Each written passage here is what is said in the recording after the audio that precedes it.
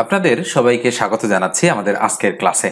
আজকে আমাদের আলোচ্য বিষয় হচ্ছে শতকরা, এবং এই শতকরা টপিক থেকে আমরা বেশ কিছু অঙ্ক আজকে প্র্যাকটিস করব। তো অবশ্যই মনোযোগ সহকারে প্রথম থেকে শেষ পর্যন্ত ভিডিওটা আপনারা দেখতে থাকেন। তো স্ক্রিনে যে বিষয়টা দেখতে পাচ্ছেন, বলা হচ্ছে যে শতকরা শব্দের অর্থ হলো প্রতি শতে, অর্থাৎ 100তে কত তার ধারণা। এজন্য আমরা বলতে পারি শতভাগে কত ভাগ তাকে বলে শতকরা। এবং শতকরা সম্পর্কিত বেশ কিছু বিষয় কিন্তু আমি এখানে দেখেন ফাইন্ড আউট করেছি। শতকরা একটি ভগ্নাংশ যার হর প্রতি ক্ষেত্রে 100। শতকরা শব্দটিকে সংক্ষেপে পার্সেন্ট প্রতীক দ্বারা লেখা হয়, যেমন শতকরা 8 অর্থ হচ্ছে 8/100, এবং একে সংক্ষেপে 8% বা 8% লেখা যায়। ভগ্নাংশের মান যেমন 1 অপেক্ষা বেশি হতে পারে, শতকরাও তেমনি ভাবে 100%-এর বেশি হতে পারে।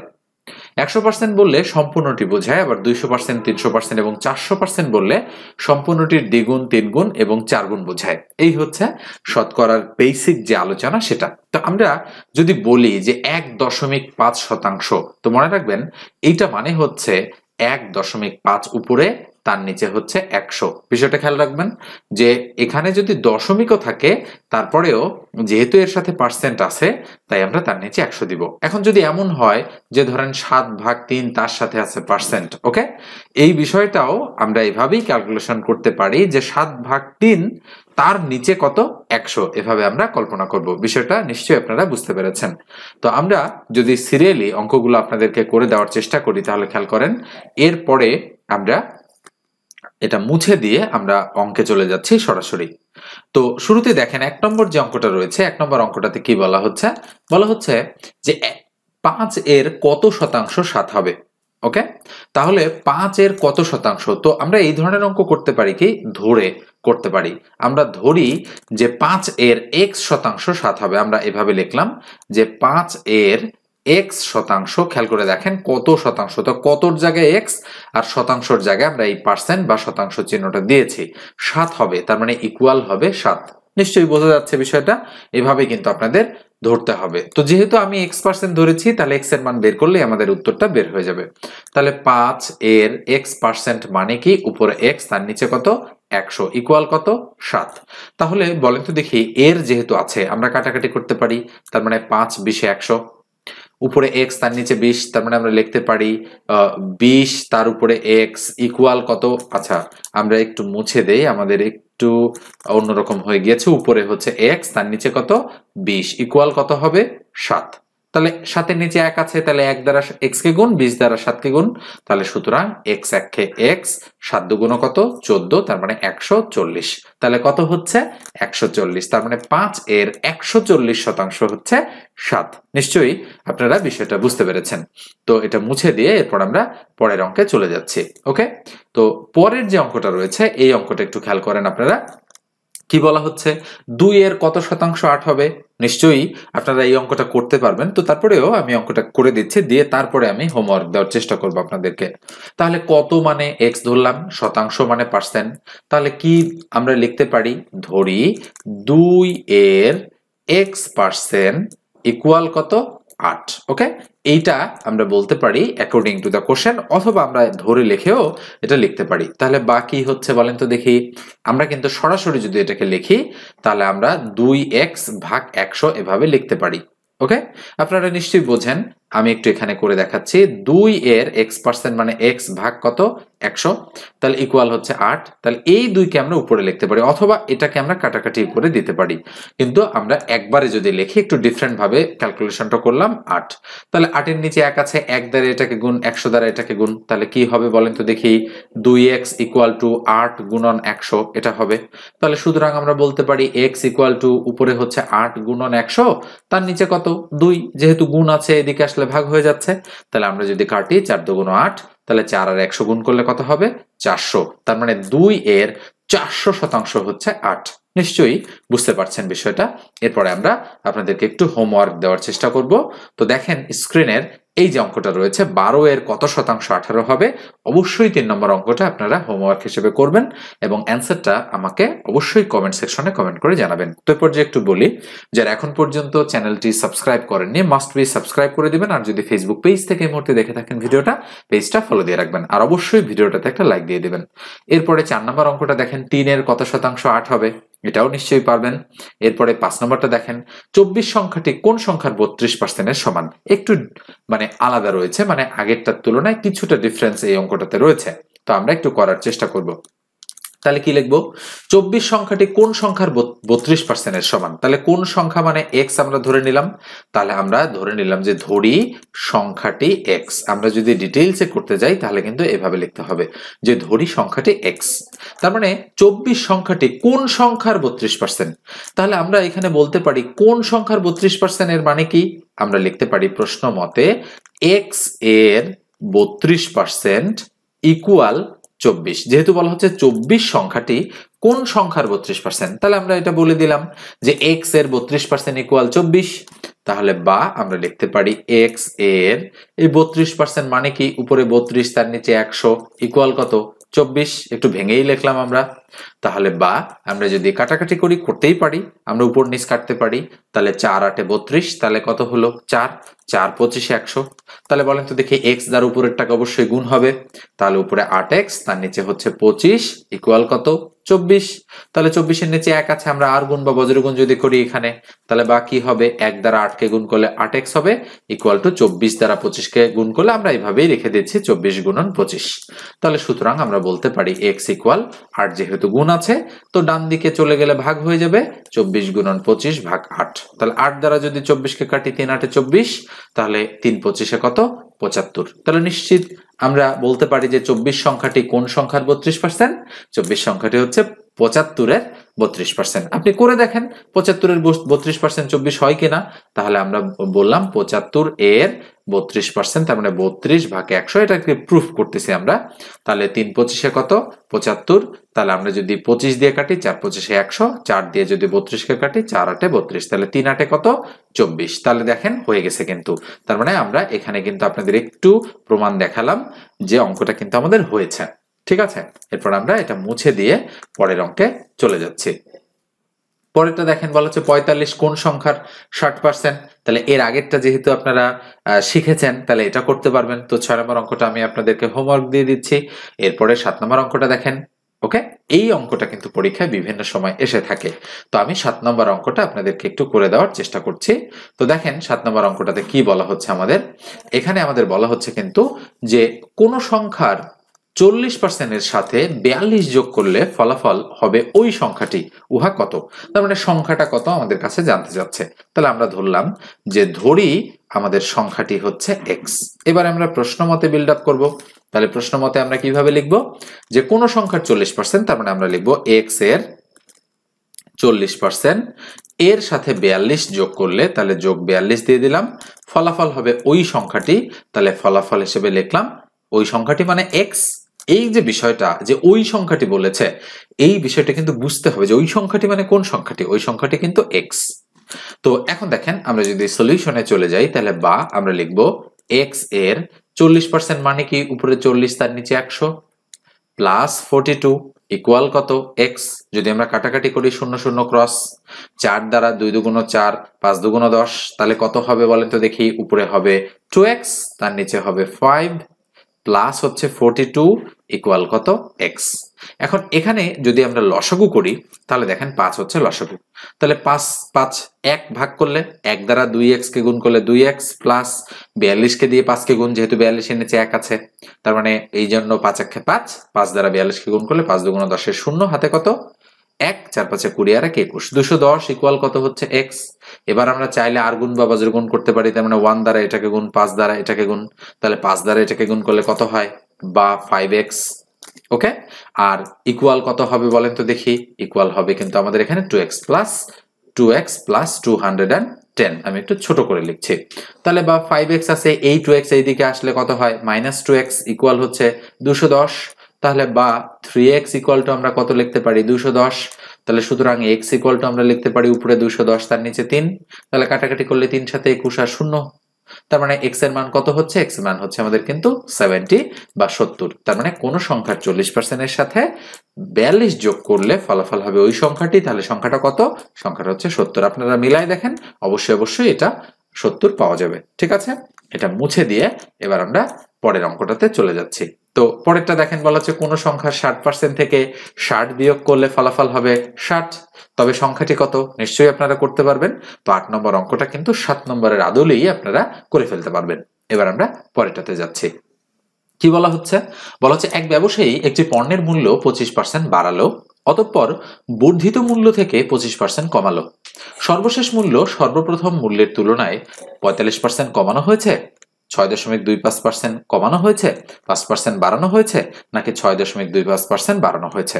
নিশ্চয়ই আপনারা অঙ্কটা আগে করেছেন কিংবা করেননি, তো তারপরে একটু ভালো করে দেখার চেষ্টা করেন। তো এই ধরনের অঙ্ক আমরা করব কি, একবার বেড়েছে, আরেকবার কি হয়েছে বলেন তো দেখি, আরেকবার হচ্ছে কমেছে। এই যে বেড়েছে কমেছে এই ধরনের অঙ্ক আমরা এই সূত্রের সাহায্যে করব। a প্লাস বি প্লাস উপরে হচ্ছে এ বি, তার নিচে হচ্ছে 100। মনে রাখতে হবে এই ধরনের সূত্রের সাহায্যে করব। যদি বাড়ে তাহলে প্লাস, আর যেহেতু কমে তার মানে মাইনাস। তাহলে আমরা ধরলাম প্রথমটা হচ্ছে এর মান আর দ্বিতীয়টা হচ্ছে বির মান। তার মানে আমরা বলতে পারি প্লাস 25, প্লাস দিলাম, এটা সূত্রের প্লাস। বি এর মান মাইনাস 25 যেহেতু কমেছে, মাঝখানের এই প্লাস চিহ্নটা দিলাম। উপরে এ এর মান যেহেতু প্লাস 25 আর বি এর মান যেহেতু মাইনাস 25, এই জন্য ব্র্যাকেট দিলাম, আর নিচে হচ্ছে 100। তাহলে কত হচ্ছে? 25, এই যে ইকুয়াল চিহ্ন দিচ্ছি, প্লাসে মাইনাসে মাইনাস 25, এই মাইনাস আর এই প্লাসে মাইনাস, উপরে 25 গুণন 25, তার নিচে কত? 100। ঠিক আছে, তাহলে আমরা কি করতে পারি বলেন তো দেখি, 25 25 ক্রস, তাহলে মাইনাস দিয়ে দিলাম। আমরা যদি কাটাকাটি করি 4 25 100, ওকে। 4 দ্বারা যদি আমরা 25কে ভাগ করি, 4 6 24 দশমিক, আমি বলতে পারি 1 থাকে, 4 দুগুণ 8, তাহলে 6.25%, তাহলে 6.25। আপনারা একটু বিষয়টা খেয়াল করবেন, যেহেতু আমরা পার্সেন্টেজের অঙ্ক করতেছি তাই আমরা পার্সেন্ট দিয়ে দিলাম। আমরা চাইলে কিন্তু 25% 25% 25% 25% বসাতে পারতাম, বসাইনি। ঠিক আছে, তাহলে মাইনাস যেহেতু, তার মানে কমানো হয়েছে, তাহলে মাইনাস মানে 6.25% কি হয়েছে? কমানো হয়েছে। দেখেন এখানে কিন্তু বাড়ানো হয়েছে অ্যান্সার আছে, কিন্তু সঠিক উত্তর হবে কমানো হয়েছে। স্ক্রিনের এই অঙ্কটা দেখেন, বলা হচ্ছে যদি 15টি পোশাকের মধ্যে শতকরা 40 ভাগ পোশাক শার্ট হয়, তবে 15টি পোশাকের মধ্যে কতটি শার্ট নয়? খুবই সুন্দর একটা অঙ্ক এটা। তো এই অঙ্কটা যদি আমরা করতে চাই তাহলে আমরা লিখব যে 15টি কি? 15টি মোট পোশাক, 15টি মোট পোশাক। ওকে, এই বিষয়টা শুরুতে খেয়াল রাখেন। মোট পোশাক কয়টা? 15টা। তো 15টার মধ্যে কত ভাগ শার্ট? শতকরা 40 ভাগ শার্ট। তাহলে 15 এর 40% কি আমরা বলতে পারি? শার্ট। তাহলে 15 এর 40% কত হয়? তাহলে 15 এর 40% মানে উপরে 40, তার নিচে 100। যদি আমরা কাটাকাটি করি, 0 0 ক্রস করে দিলাম, 2 দুগুণ 4, 5 দুগুণ 10, 5 দ্বারা যদি এটাকে কাটি, 3 5 15, তাহলে 3 দুগুণ কতটি হয়? 6টি শার্ট। তাহলে 15টার মধ্যে কয়টা শার্ট? 6টা শার্ট। কি চেয়েছে? 15টির মধ্যে কতটি শার্ট নয়? তাহলে বলেন তো দেখি, 15টার মধ্যে যদি 6টা শার্ট হয়, তাহলে শার্ট নয় কয়টা? শার্ট নয় হচ্ছে 9টি। তাহলে নিঃসন্দেহে এই অঙ্কটার সঠিক উত্তর হচ্ছে আমাদের খ নম্বরটা রাইট। তো দেখেন এই অঙ্কটা গুরুত্বপূর্ণ এই কারণেই যে যখন আমাদের এখানে 6 বের হয়ে যায়, তখন কিন্তু আমরা ভুলবশত অনেক সময় ক নম্বরটা ভরাট করে ফেলি এমসিকিউ পরীক্ষার সময়। তারপরেই আমাদের মনে হয় যে আসলে আমাদের কতটি শার্ট নয় চেয়েছে, তাই না? এই জায়গাগুলোতেই কিন্তু আমরা পরীক্ষার হলে ভুল করে থাকি। তবে অবশ্যই আপনারা করবেন কি, অঙ্কটার অ্যান্সার বের করার পর আবারও শেষের লাইনটা পড়বেন যে আসলেই আমরা সঠিক জিনিসটা বের করলাম কিনা, তারপরেই আপনারা কিন্তু অঙ্কটার অ্যান্সার চয়েস করবেন। ঠিক আছে, এটা কিন্তু খুব গুরুত্বপূর্ণ একটা কথা বললাম আমি। তো অনলাইনে যদি আপনারা আমার কাছে পড়তে চান, তো অবশ্যই 01642702760 এই নাম্বারে আমার সঙ্গে যোগাযোগ করবেন আপনারা হোয়াটসঅ্যাপে। ঠিক আছে, তো মাত্র 510 টাকায় ম্যাথের একটা বেসিক কোর্স এই মুহূর্তে চালু হয়েছে। আপনারা যদি করতে চান তাহলে অবশ্যই এই নম্বরে আমাকে হচ্ছে আপনারা নক করবেন। আমি পুরো কোর্সটা মাত্র 510 টাকায় এই মুহূর্তে অফার প্রাইজে রান করছি। ঠিক আছে, এবার আমরা এটা মুছে দিয়ে পরের অঙ্কে চলে যাচ্ছি। তো পরের যে অঙ্কটা রয়েছে দেখেন, কি বলা হচ্ছে, চালের দাম 25% বেড়ে যাওয়ায় এক ব্যক্তি চালের ব্যবহার এমন ভাবে কমালেন যেন তার সাংসারিক ব্যয় অপরিবর্তিত থাকে। তিনি চালের ব্যবহার শতকরা কত ভাগ কমালেন। তো এই ধরনের অঙ্ক ম্যাক্সিমাম সময় বিভিন্ন চাকরির পরীক্ষায় আমরা আসতে দেখি। তো খেয়াল করে দেখেন, এখানে বলা হচ্ছে চালের দাম 25% বেড়ে যাওয়ার, তাহলে এখানে কি বলা হচ্ছে, বেড়ে গিয়েছে, এবং ব্যবহার কমাতে হবে যেন তার সাংসারিক ব্যয় অপরিবর্তিত থাকে। তো এই ধরনের অঙ্ক করার জন্য শর্টকাট একটা মেথড আমরা অবলম্বন করি। শর্টকাট মেথডটা কি, সেটা হচ্ছে, যেহেতু বেড়ে গিয়েছে বলেছে, আচ্ছা বলেন তো কত টাকায় কত টাকা বেড়েছে। পার্সেন্ট মানে হচ্ছে 100 টাকায় বেড়েছে 25 টাকা, তাহলে 100 এর সাথে 25 এর সম্পর্ক আমরা করবো কি, এই দুটো গুণ করব এবং 100 আর 25 যোগ করে নিচে বসাবো। যেহেতু বেড়ে গিয়েছে বলেছে তাই আমরা কিন্তু যোগ করেছি, যোগ করে নিচে বসিয়েছি। উপরে সবসময় গুণ হবে, আর নিচে এখানে যদি কমে যাওয়া বলতো তাহলে মাইনাস করে বসাতাম।